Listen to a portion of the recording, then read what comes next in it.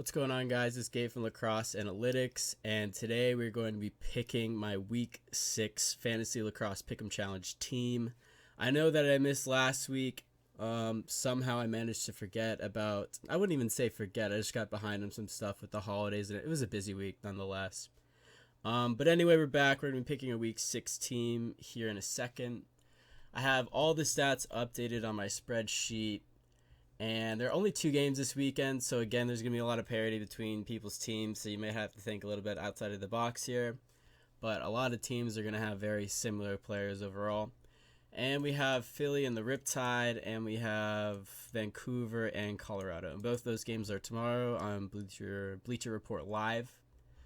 And let's get into it. So for my forwards, if you didn't know yet, forwards are the position to pay attention to here because out of the top 25 here, the top 25 are all forwards. So they're going to be getting you most of your points in this kind of league. And as I said, we have, let's see, from Vancouver, we have Keegan Ball. From Colorado, Eli McLaughlin, Ryan Lee. There's a couple names up here that are pretty recognizable.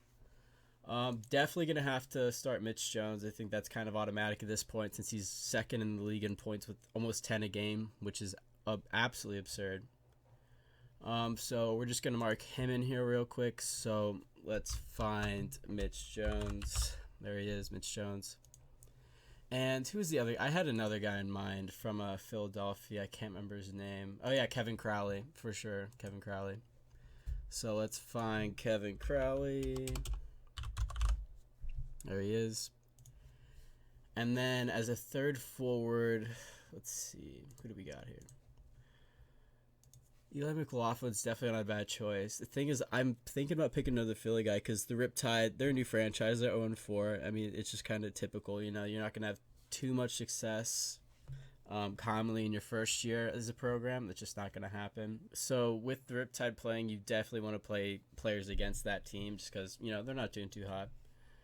And so from Philadelphia, I mean, here's the thing. Everybody likes to put in a Matt Rambo or a Blaze Rudin, and they're both really good players. But just because Matt Rambo is the MVP of the PLL does not mean he's the MVP of the NLL. They're both lacrosse, but they're both very different, and they both have very different skill sets, although you can be very good at both, like a Tom Schreiber, right? But that doesn't mean that's not the case with every single player that plays lacrosse. It's not like that.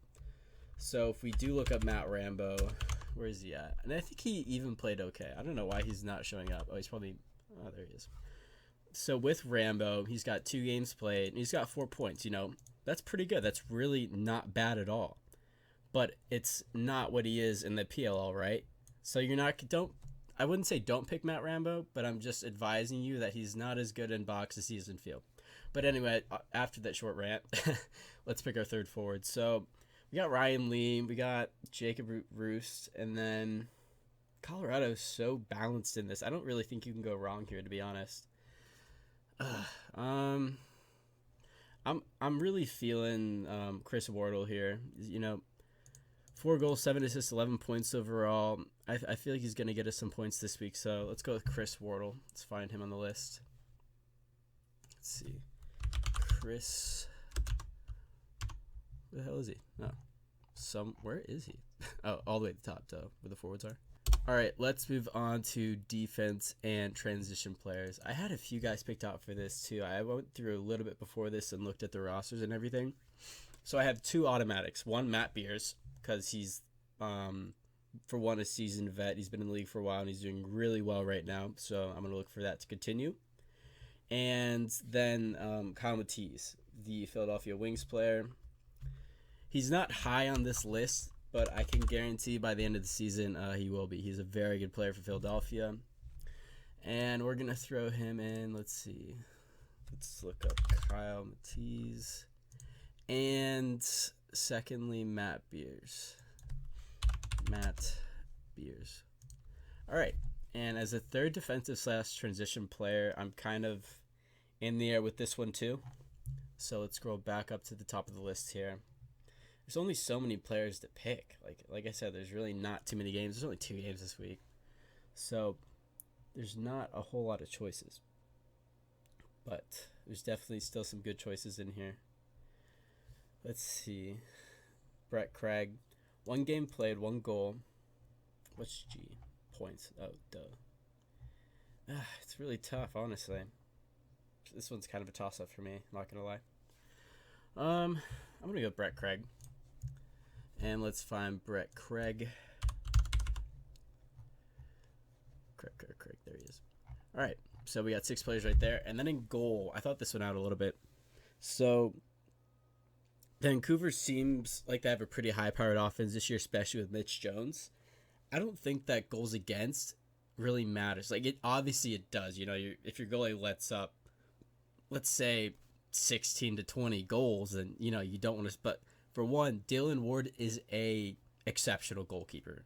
On field, in box, he's unbelievable. Super athletic guy, great positioning. And yeah, like I said, I think Vancouver's going to get a lot of shots in on him.